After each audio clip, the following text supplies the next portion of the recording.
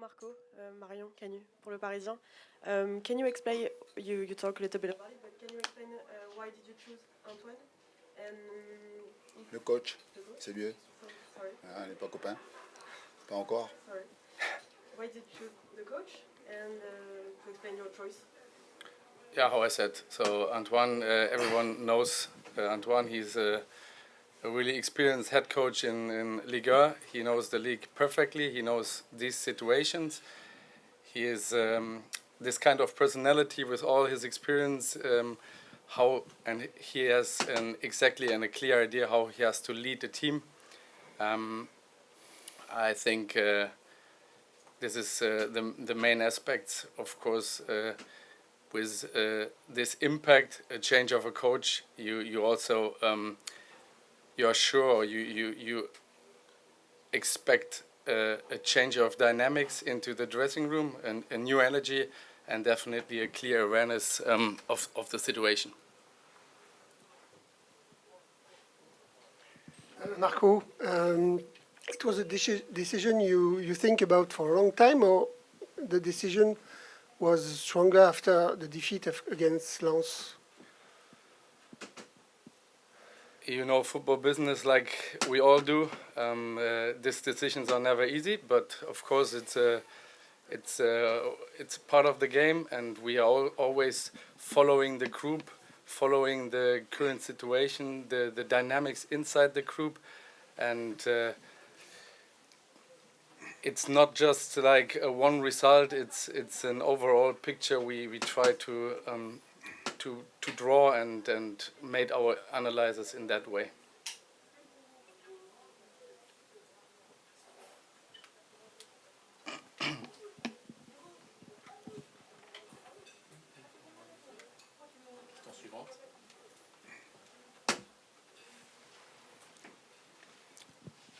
Hello, Marco, Antoine Guillet for RMC. You are doing some moves with a player this winter. Those new players are select for Stéphane Gilly, but are okay for Antoine Kombouaré too. Did you talk this between you? I don't know. We as a club, we always try to sign the players with our idea, with our philosophy. There's also with signings, I mean, we signed also some players on loan. With the needs, the team, with profiles, the team could make better. So it's an analysis of the club, of the sports direction. And Antoine is aware about the qualities of the squad and about the profiles we have.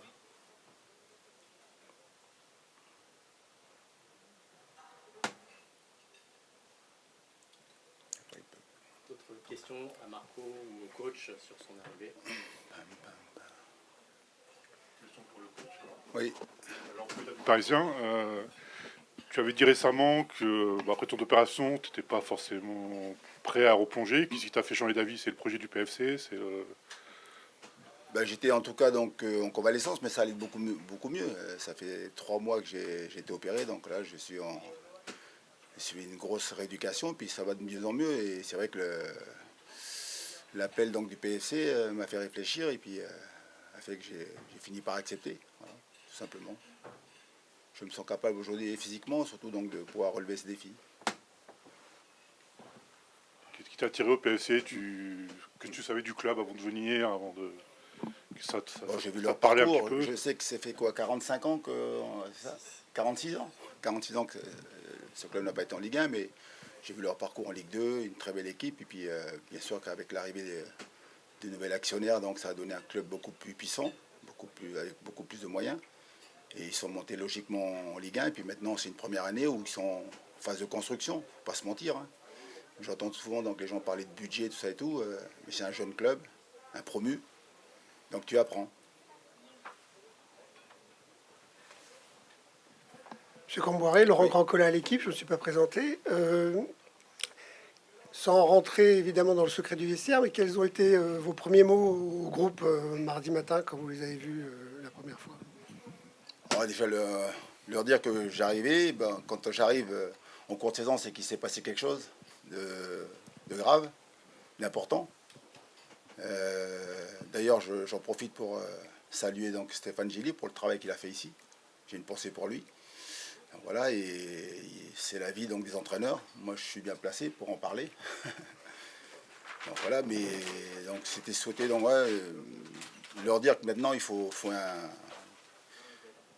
une réaction, il faut un rebond, il faut être capable de faire beaucoup mieux que ce qu'ils ont fait donc sur ces derniers matchs où on voit donc une équipe qui est en train de se laisser glisser dans le bas du classement. Voilà. Et pour on a mis les choses en place sur le terrain, plus important. C'est quoi, quel levier sur lesquels tu vas intervenir justement pour que l'équipe... De toute façon, ce qui est bien, c'est que quand on arrive, on voit tout de suite les joueurs donc, remobilisés. Il y a le sentiment pour eux qu'on va redistribuer les cartes. Voilà. C'est bien, il y a de l'enthousiasme, mais maintenant il faut mettre les choses en place sur le plan tactique. Puis après, voilà, retrouver une équipe où il y a de la joie de vivre, et puis surtout une équipe avec un peu plus d'intensité. Voilà. Mais ça va se faire sur la durée, donc c'est intéressant, parce que dès dimanche, on a le match face à Nice. J'aurai l'occasion déjà de avoir un premier aperçu donc, de ce que l'équipe est capable de montrer depuis que je suis arrivé. Tu as eu le temps de voir tous les joueurs en entretien individuel ou pas encore ou... Pas tous, mais ouais, une bonne quinzaine, là, ouais, pas mal. Pas mal de boulot aujourd'hui, mais c'est normal quand on arrive. Bonjour coach, ici. Ouais. Oui. Bonjour, Maxence Landillon pour Canal Plus Sport, Info Sport Plus. Qu'est-ce que ça vous inspire d'arriver entre guillemets avec cette étiquette de coach venu pour sauver ou du moins remonter une équipe qui n'est pas dans une dynamique positive? Est-ce que ça vous impacte Du tout. Après, les gens sont libres de dire ce qu'ils veulent, hein, de penser ce qu'ils veulent. Moi, j'arrive ici pour une aventure qui va jusqu'à la fin de saison, mais j'ai envie de prolonger, j'ai envie donc de continuer l'aventure avec ce club. Donc, je vais travailler fort. Les gens me connaissent, j'ai envie de réussir, puis surtout, comme je l'ai dit, de prolonger l'aventure avec ce club, parce que c'est un club qui, j'espère, dans le futur donc, va être impactant. Et surtout, j'espère que ce sera un club qui fera partie des meilleurs clubs de Ligue 1 dans le futur. Justement, il y a eu des discussions autour de d'une éventuelle prolongation après la fin de saison? Non, du tout. On fait jusqu'à la fin de la saison, puis après on voit.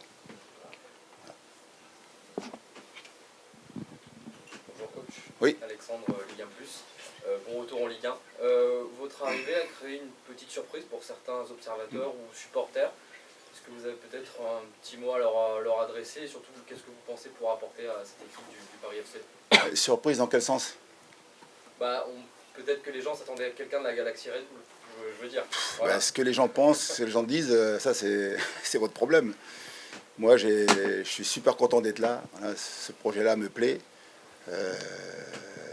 Quand l'actionnaire et puis Marco m'ont contacté pour demander si j'étais prêt donc à m'engager avec le club, j'ai répondu présent très vite parce que j'avais envie déjà de retravailler. Et puis c'est un projet qui me plaît. Donc, et surtout, j'aime la compétition, moi. Donc j'étais resté 8 mois parce que j'avais des soucis de santé, à me soigner, puis me reposer un peu. Puis maintenant, je suis d'attaque, prêt, de retour. Le banc vous manquait? C'est un besoin d'équilibre? Oui. Ben moi, j'ai fait que ça dans ma vie, moi, à part jouer. Donc après, j'entraîne depuis, je sais plus moi, 23 ans. Donc voilà, c'est ce qui respire chez moi, là. Je m'ennuyais chez moi, et puis c'est vrai que dès que ce projet-là s'est présenté, j'ai foncé.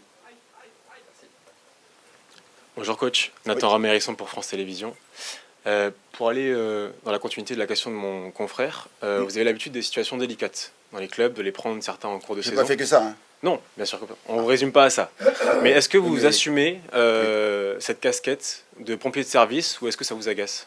Ah non, mais ça m'agace pas. Et puis surtout, ce que les gens disent, je m'en soucie peu parce que c'est vrai que sur les 3 dernières années, c'est ce que j'ai fait. Mais avant, j'ai démarré donc, là, des débuts de saison avec les clubs et puis on a fait du super travail.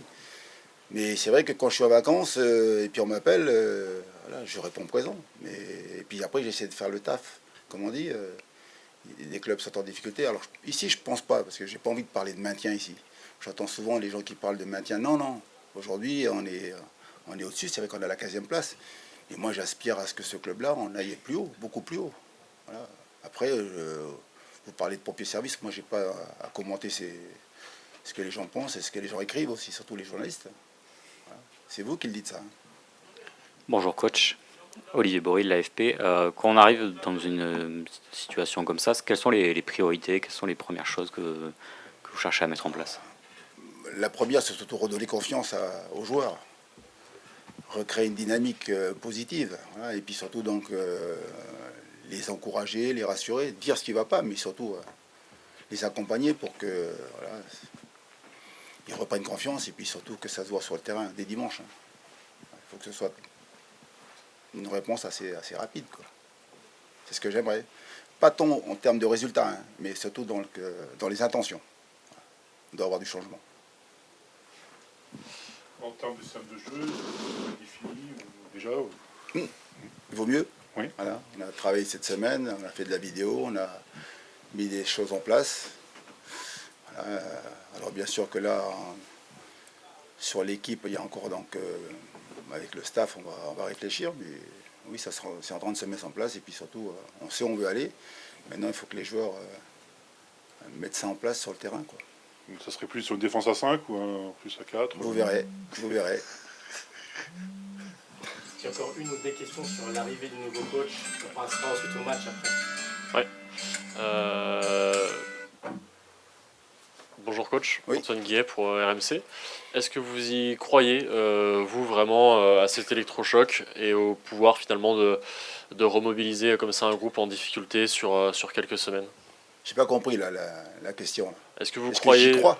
Ouais, non, mais est-ce que vous croyez, Mais vous, déjà, à c'est- cet effet d'électrochoc qu'on dit C'est parfois sérieux quand cette on- question-là? Non, mais est-ce que vous croyez, vous, à cet électrochoc qu'on Je peut sais avoir pas, sur moi, un ou deux matchs déjà pour lancer un groupe Bah, il vaut mieux, non? Sinon, je viens pas. Je viens parce que vous parlez d'électrochoc, c'est pas pour un électrochoc, je viens pour essayer d'apporter quelque chose de plus, parce que ce qu'il a fait Stéphane, il y a des bonnes choses. Aujourd'hui, on n'est pas 15e par hasard. Alors bien sûr, il ne faut pas oublier, je le répète, c'est un club qui est promu. Donc il y a des gens qui ont pu penser peut-être qu'ils allaient faire l'Europe cette année. Hein, peut-être. Ben, vous vous trompez, c'est un jeune club qui est en construction. Donc aujourd'hui, voilà, il y a des étapes. Et voir donc le PFC donc, à cette place-là, c'est pas une surprise. Maintenant, il faut être costaud, il faut rester calme. Puis après, il faut travailler pour essayer donc de remonter au classement. Après, j'y crois. Hein. And last question for Marco. You choose to change your coach. Do you think that the situation was an emergency? Sometimes it's not about emergency. Sometimes, how I said, it's about the dynamics, and we wanted to change the dynamics. So, just, I mean, we have 11 more match days. The last 12 match days, we got 9 points out of it, and we want to give a new impact. And how I said, Antoine, with his qualities, give the team the certain way that we reach the objectives we have. Merci, on va pouvoir passer au match désormais. Merci Marco. Marco. Merci. Déjà un petit état du groupe, s'il y a des retours ou des blessés. Alors déjà, la bonne nouvelle, s'il n'y a pas de suspendu. Parce que j'ai cru voir que pour le week-end prochain, par contre, on en a 2, je crois. Donc voilà, c'est une bonne chose. Donc j'ai un effectif au complet. Il y a toujours les fameux blessés. Donc Chergui, Traoré, Hamel, et je mets quand même Rio dedans, les 4. Puis après, j'ai un groupe au complet. Voilà. Je ne vais pas dire de bêtises, je crois 25 joueurs et 4 gardiens. Voilà. Pas mal. Justement, vous arrivez là avec un effectif qui est quand même conséquent. Oui. Est-ce que la manière de travailler, elle change automatiquement dans la semaine? Comment vous adaptez à ça? Oui, ben on fait avec. Hein. Après, on sait que plus on va s'approcher du match, et puis on va bien sûr faire des choix. Voilà. Mais c'est vrai que c'est pas évident, mais je arrive là, il y a un effectif et je prends en compte les joueurs qui sont là. Et puis surtout, c'est intéressant aussi parce que je vais t'amener aussi j'ai pu voir tout le monde là, faire une revue d'effectifs.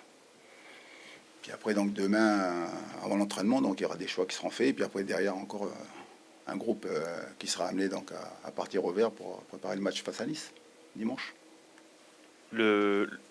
Ouais, ici. Oui. Le hasard du calendrier, enfin le hasard fait que vous jouez contre votre premier match contre Nice, une équipe qui vous a plutôt très bien réussi ces derniers temps en tant qu'entraîneur, en tout cas sur le plan comptable.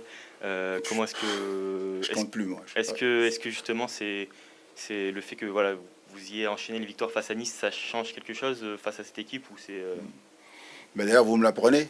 Moi, je regarde pas les stats, hein. Tout ce qui est derrière, c'est de l'histoire ancienne. Voilà, je regarde là devant. Aujourd'hui, on va affronter une équipe de Nice redoutable. Je connais surtout bien l'entraîneur qui est en face, c'est un très bon copain. Voilà. Et je sais que c'est quelqu'un qui est hargneux, voilà, qui a horreur de la défaite. Mais c'est une équipe de Nice qui est en difficulté quand même. Voilà. Aujourd'hui, ils ont juste un point d'avance sur nous. Hein. Je m'attends à un match difficile, mais j'oublie pas qu'à domicile, nous, on a des grosses difficultés. Voilà. Donc, ouais, je m'attends à jouer une équipe dynamique, entreprenante, une équipe qui est revancharde. Donc voilà, mais ça va être un match compliqué parce que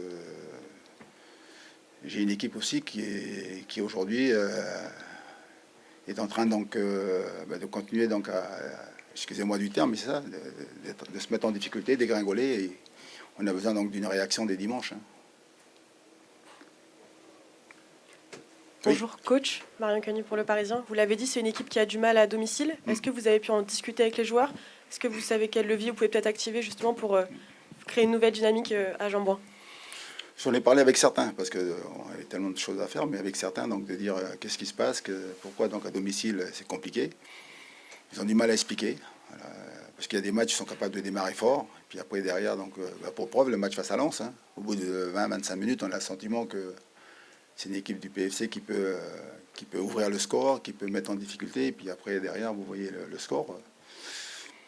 Mais donc voilà, il faut casser cette spirale négative, il faut être capable donc, ouais, de réagir, et j'espère que mon arrivée va créer ça, quoi, créer ce petit choc là pour pouvoir donc inverser la tendance.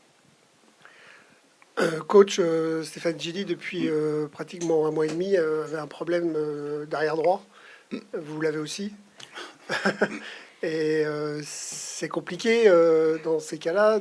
Il était obligé de jouer à 5 quasiment, enfin à 3 avec des pistons qui n'a pas d'ailleurs. Comment vous allez aborder ce souci? Bon, on a réfléchi à ce problème-là avec le staff et on a essayé donc dans la semaine là, de travailler pour trouver des solutions. Après, il faut ensemble, parce qu'il n'y a pas un joueur qui va régler le problème, c'est le groupe. Et les premiers défenseurs, ce sont souvent les attaquants, donc après les milieux. Puis après notre ligne défensive avec notre gardien. Donc il faut défensivement faire un gros travail pour essayer donc d'aider donc celui qui occupera le poste de latéral droit donc dimanche. Il y a un joueur dans l'effectif que tu connais bien, Moses Simon, qui est un peu en difficulté depuis le début de saison. Comment tu comptes le relancer, comme tu le connais bien? Est-ce qu'il y a des choses particulières avec lui? Oui. Ben, de toute façon, j'ai pu voir, donc il était content que je sois là, mais comme je l'ai dit, ma présence c'est une chose, mais ce qui est important c'est toi, dans quel état tu es, dans quel état d'esprit tu es, dans quel état physique tu es. Et si lui, il a envie donc de redevenir le grand joueur qu'il est, parce que je dis bien qu'il est, pas qu'il a été. J'entends souvent les gens qui disent ben, Simon, c'est compliqué. Ben, on va voir. Mais c'est lui qui doit être revanchard sur ce qui se passe en ce moment.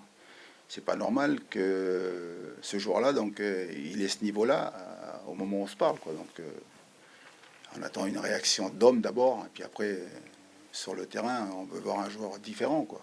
Après, il faut qu'il se tienne prêt. S'il joue, on verra dimanche. Hein. Mais je lui ferai pas de cadeau, jamais.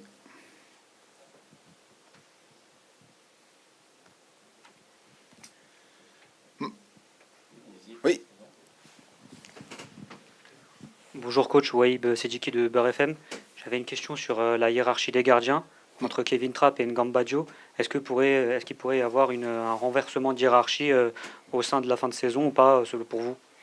Ben, ça va dépendre de leur performance. Déjà là, dimanche, je vais faire un choix sur lequel des joueurs donc, va être dans les buts. Puis après, ce sont les performances qui vont me donner raison ou pas. Et puis surtout, donc voilà, j'espère que celui qui jouera dimanche fera une belle performance et puis surtout donc pourra garder les buts le plus longtemps possible. Ça voudra dire qu'on a fait des bons résultats. Mais c'est clair que si... c'est comme pour les joueurs, hein, ceux qui ne sont pas opérationnels, je prendrai des décisions parce que moi, j'aime gagner, moi. Merci, coach. Merci. Est-ce que vous avez arrêté votre choix sur le capitana dans votre équipe? Et si oui, qu'est-ce qui vous a motivé et quel est-il peut-être? Oui, c'est forcément une question que je me suis posée hein, toute la semaine là, pour savoir qu'est-ce que je faisais. Et donc, si, j'ai pris une décision, donc il sera donc avant le match. Voilà. Je reviendrai totalement un peu avant. Il le sait pas là où on se parle. Je crois pas. Il le sent pas. Il doit le sentir. Ah bon.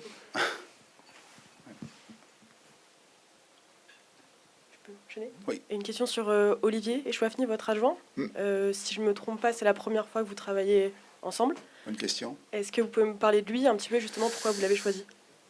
Oui, d'abord j'ai choisi Olivier parce que mon adjoint, donc Yves Bertucci, ne pouvait pas venir pour des raisons familiales. Donc, voilà. Et après, donc j'ai cherché qui pouvait le succéder. Et c'est vrai que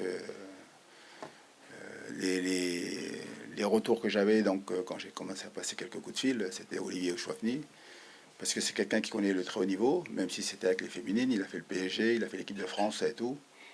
Voilà, et puis il a fait quand même Queville, hein, voilà, donc la dernière expérience.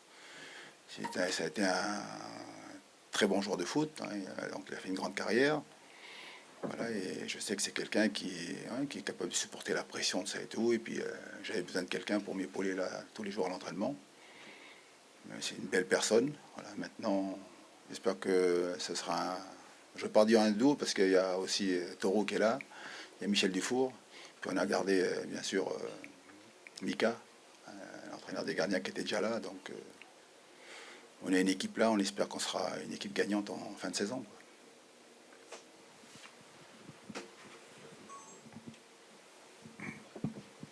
Pour aller un petit peu dans la continuité de la question sur Olivier Echouafny, on sait en plus que ce week-end, il jouera contre une équipe un peu particulière pour lui. Est-ce qu'il a eu un rôle particulier dans la préparation, dans la façon d'aborder le match, même ou alors plus tactique aussi Non.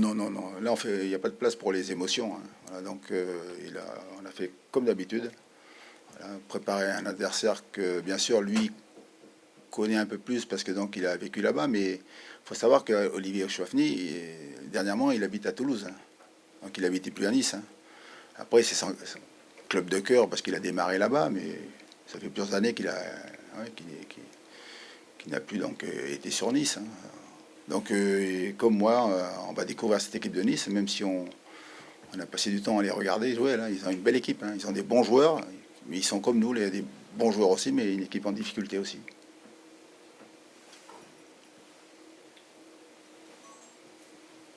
Oui. En parlant de cette équipe de Nice, il y a un joueur qui pourrait être potentiellement titulaire, c'est Sofiane Diop. Qu'est-ce que vous allez dire, qu'est-ce que vous avez pu dire aussi à vos joueurs pour canaliser ce genre de joueurs techniques qui peuvent mettre le feu dans des défenses à certains moments sur une fulgurance ou pas? Alors pour l'instant, j'ai rien dit parce qu'on fait aujourd'hui, là, on fait donc la vidéo sur cette équipe de Nice, on démarre là aujourd'hui, donc. Mais c'est clair que c'est un superbe joueur. Si mes souvenirs sont bons, c'est un jeune qui a démarré à Rennes, non? Non? Attention. Si Rennes et Monaco après transfert. Donc voilà, hein, donc voilà donc un profil de joueur super intéressant parce que il a des qualités de vitesse, des qualités de percussion, et puis c'est super pour un entraîneur parce qu'il est capable d'occuper tous les postes de l'attaque. Il peut jouer à gauche, il peut jouer devant même, il peut jouer à droite, et puis là en ce moment il joue en 4-2-3-1, il est en soutien, donc derrière soit Carlos ou des fois Shaw est devant. Ouais, c'est un joueur super intelligent, super adroit. Mais là il est à 7 buts maintenant. Voilà, c'est le meilleur buteur donc, du club. Moi, j'aime beaucoup ce joueur. Voilà. Je sais qu'à un moment donné, quand il jouait pas beaucoup à Monaco, je ne sais plus où j'étais, et je l'avais contacté parce que je voulais l'avoir dans mon effectif. C'est un superbe joueur. Après, il a été un peu freiné par les blessures. Mais on le voit, là, il revient fort. Donc, je ne suis pas surpris de le voir titulaire dans cette équipe de Nice. Bonjour, Laurent Grandcola, l'équipe. Bonjour. On va parler de l'actu, évidemment. Avec ce nouveau coach qui est arrivé lundi pour vous, mardi. Déjà, est-ce que, sans trahir le vestiaire, tu peux nous dire les premiers mots qui vous a délivré? Bon, je pense que c'est plus un secret, hein. Je pense qu'on connaît tous déjà ce coach depuis un moment. Moi-même, je l'ai croisé quelques années sur le terrain, mais je pense que lui veut revenir vraiment aux bases même sans parler foot. Il veut qu'on retrouve une certaine cohésion, que ce soit défensivement ou offensivement. Il veut retrouver de l'agressivité, ce qui nous manquait aussi parfois. Donc il nous a vraiment parlé de choses simples. Il nous a pas inventé une tactique ou quoi que ce soit. Il a vraiment utilisé des mots simples et des mots justes, je pense. Donc après, hein, tous les coachs ont beau dire ce qu'ils veulent, et c'est aussi à nous aussi de l'appliquer sur le terrain, parce que souvent c'est eux qui prennent en premier, mais c'est souvent la faute des joueurs. Donc voilà. Le représentant du Parisien sur la semaine, déjà, est-ce qu'il y a des changements sur les séances, sur la méthode, sur le discours? Les séances ont quand même été longues cette semaine. On a bien bossé, mais il le fallait, parce que forcément, qui dit nouveau coach, nouveau staff, dit peut-être nouvelle tactique, nouvelle façon de bosser. Aussi, il a voulu aussi nous montrer des sortes de détails, comment on veut défendre rien que sur les coups de pied arrêtés, ces choses-là. Donc forcément, ça prend du temps. Donc, et puis qui dit nouveau coach, dit ça rabat aussi les cartes. Donc ouais, on sent un groupe concerné. On est quand même un groupe avec beaucoup de joueurs. Donc ce qui explique aussi des longues séances avec de la rotation et tout ça. Sans trahir le vestiaire aussi, comment je vais pas le trahir. Comment la plupart des joueurs ont réagi, en fait, parce que beaucoup étaient attachés quand même à Stéphane Gilly. Comment tu as senti après l'annonce et les jours qui ont suivi? Pour être honnête, c'est jamais une situation facile. Après, je pense que tous les joueurs de n'importe quel club ont déjà connu ces situations-là.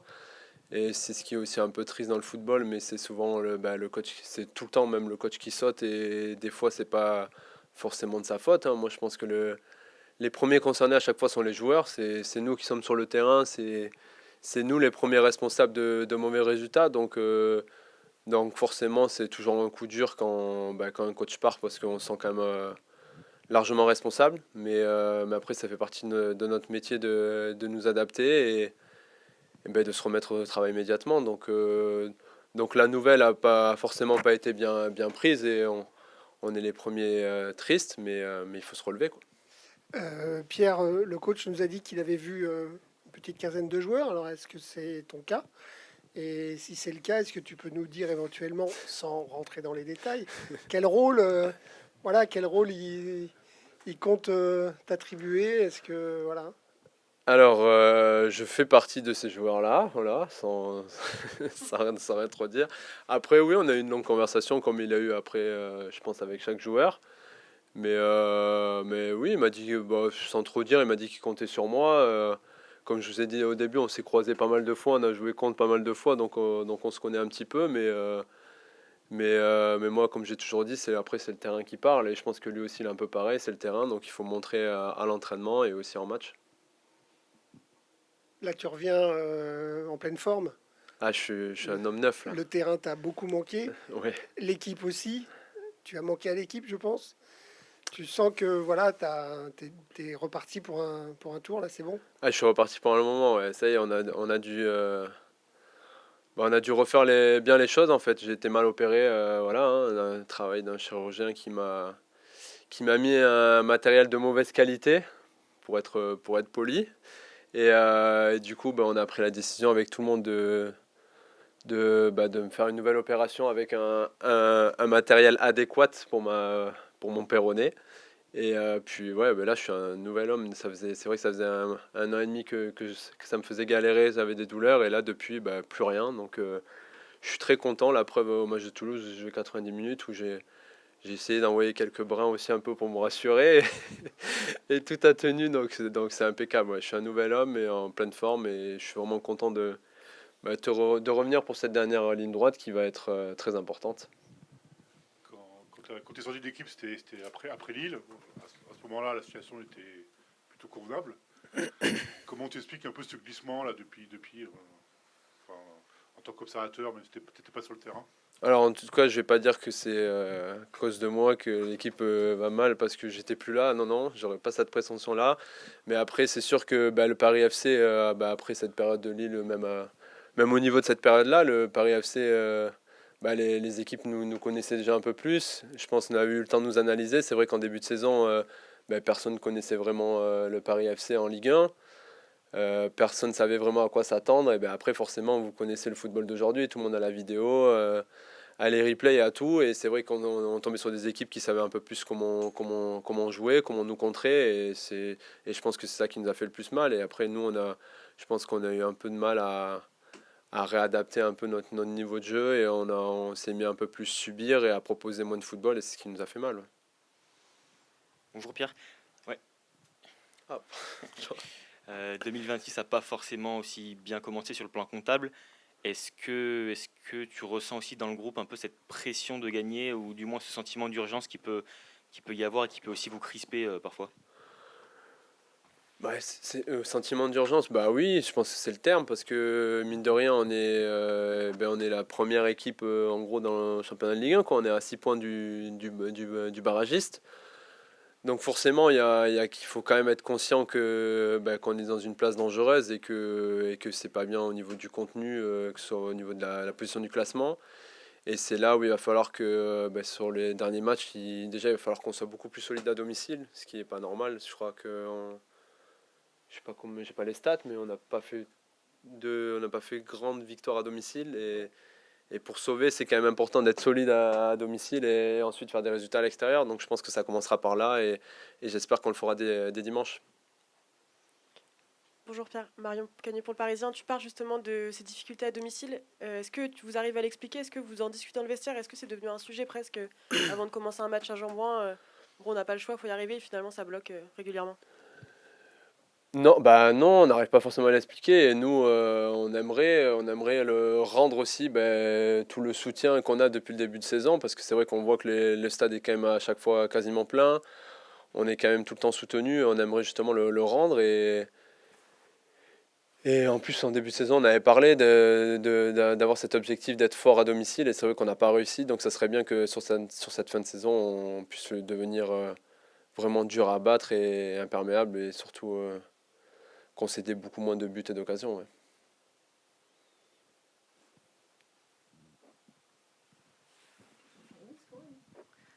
Bonjour, Waïb Sediki pour Beurre FM. J'avais une question concernant ton profil au milieu de terrain. À côté, Marshall Mounetsil aussi qui peut...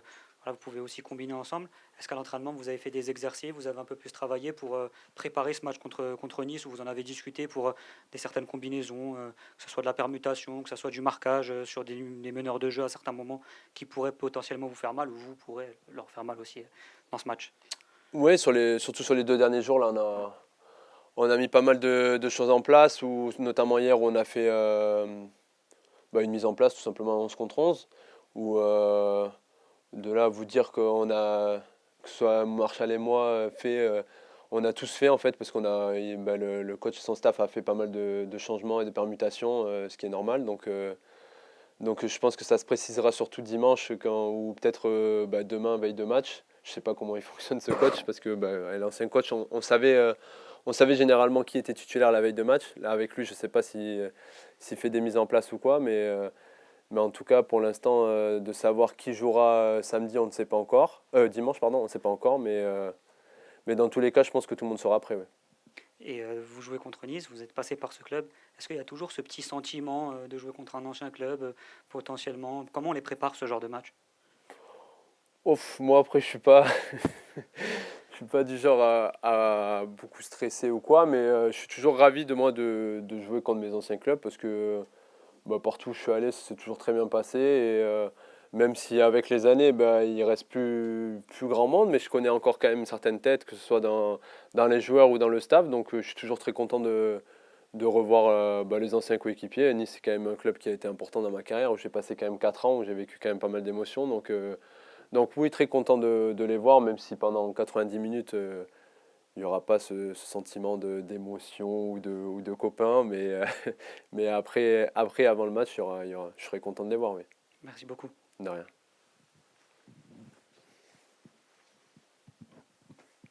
Une question en forme de boutade. Ton coach nous a dit que il avait choisi son capitaine, que le joueur le savait pas encore, qu'il s'en doutait. Donc je voulais savoir si c'était... A priori, c'est pas un rôle que... On en avait déjà discuté dans le vestiaire. Tu nous disais souvent que tu voulais pas trop prendre la parole, etc. Mais est-ce que c'est un rôle finalement qui pourrait te convenir? Comme le coach il a dit, le joueur en question ne le sait pas, donc moi non plus je sais pas. Mais le joueur sans doute. Mais comme j'ai toujours dit, moi je suis pas quelqu'un qui va faire des grands discours, qui est un grand orateur devant tout le monde, à haranguer, à faire des grands discours. Ça, c'est sûr que c'est pas dans ma personnalité. Moi, comme j'ai toujours dit, je préfère parler en fait sur le terrain, montrer tout simplement, montrer par des actes.